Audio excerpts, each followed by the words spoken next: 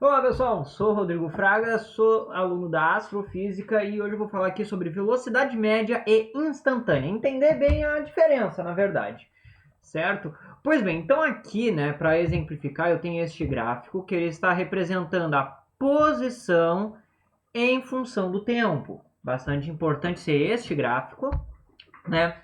E bem, no colégio, o que a gente aprende? Que a velocidade média é nada mais do que a variação da posição divididos pelo intervalo de tempo em que ocorre essa variação da posição. Né? E a ideia da velocidade média é justamente um conceito que ele vai considerar apenas um ponto inicial e um ponto final, independente do caminho que está sendo seguido ou do que está acontecendo entre esses dois pontos.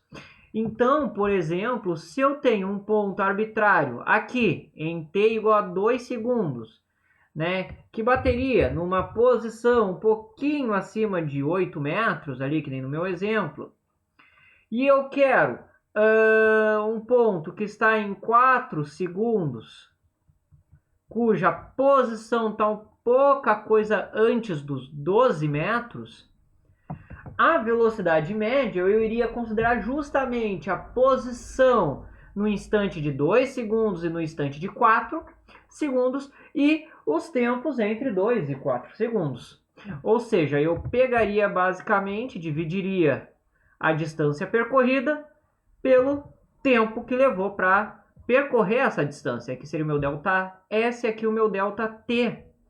Só que veja que eu fazer isso daqui, né, é nada mais do que considerar que o movimento aconteceu desta maneira.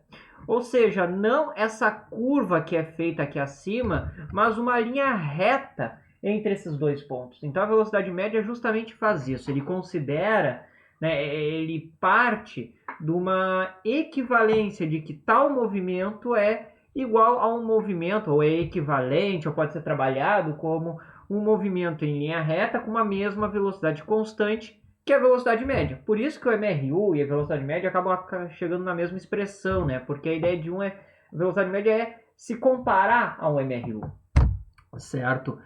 E bem, nisso aqui a gente já acaba também vendo o seguinte: se eu tenho aqui essa dimensão, né, este comprimento que seria o ΔT e este comprimento que é o ΔS, podemos muito bem observar que essa linha reta, ou melhor, que essa razão ΔS por ΔT, se aqui eu coloco um ângulo alfa, né, da inclinação dessa reta, justamente eu tenho ali a tangente deste ângulo alfa como sendo ΔS por ΔT. Então, de certo modo, né, a gente pode considerar que a velocidade média é a tangente do ângulo, né, da linha reta entre aqueles dois pontos, certo? E aí que começa a ideia de uma reta tangente, né? Então eu posso considerar a velocidade média a partir de quaisquer pontos. Eu posso pegar um ponto, deixa eu até trocar de cor, botar um azul aqui. Eu posso pegar deste ponto até este ponto. Só que veja, eu estou obtendo um valor de velocidade média um pouco diferente, né? Uma inclinação que não seria alfa, seria um alfa linha, né? Porque ele não vai considerar o que está sendo feito neste meio caminho, só o início e o fim, né? Que é a ideia da velocidade média, certo? Então começa aqui, né? Até o entendimento do porquê a gente fala de velocidade, às vezes é a inclinação da reta tangente. Justamente porque, né? Bem, pegando essa ideia de velocidade média, né? Daí deixa eu apagar aqui que agora eu vou reescrever isso. Então isso é velocidade média, né? É justamente a velocidade, na verdade é justamente uma definição entre a distância percorrida no intervalo de tempo, desconsiderando tudo que aconteceu no caminho.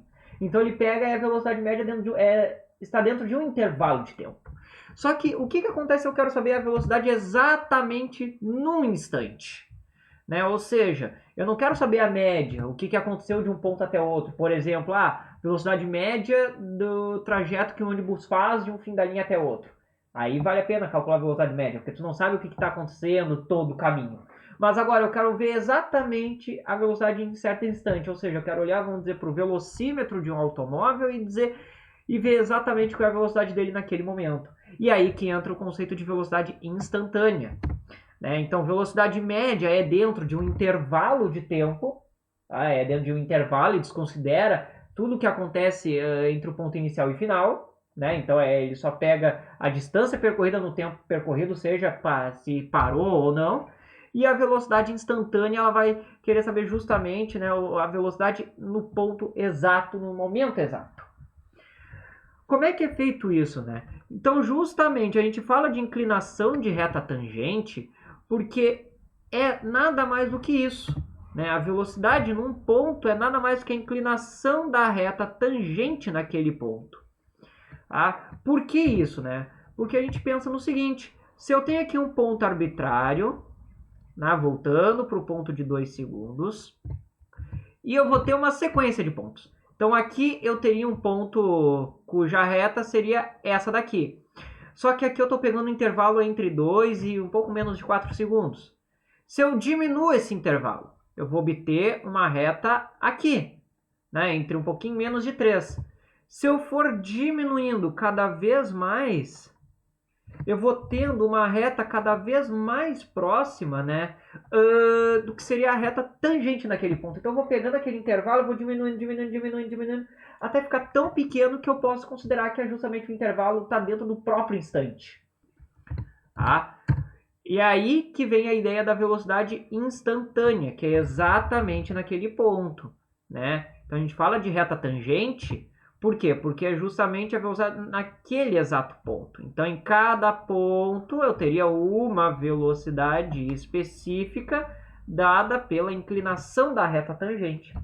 Só que daí o que a gente considera, né? A gente faz um intervalo muito pequeno, vai diminuindo.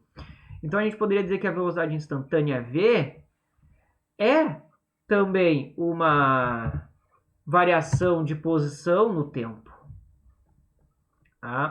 Só que eu tenho que considerar que esse ΔT ele vai tender a um valor muito pequeno. Então a gente escreve que ele tende a zero, ou seja, ele vai diminuindo até ficar tão pequeno que eu posso considerar ele zero.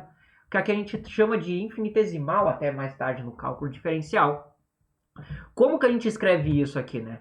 A gente escreve que a velocidade instantânea é o limite de ΔS por ΔT com ΔT tendendo a zero, ou seja, a gente vai estipular o limite até este ponto, né? Que é a ideia de velocidade instantânea, que aparece em alguns livros, inclusive essa anotação é o limite da razão entre distância e tempo, com o tempo, né, tendendo a zero, ou seja, este ponto se aproximando cada vez mais do ponto que eu quero.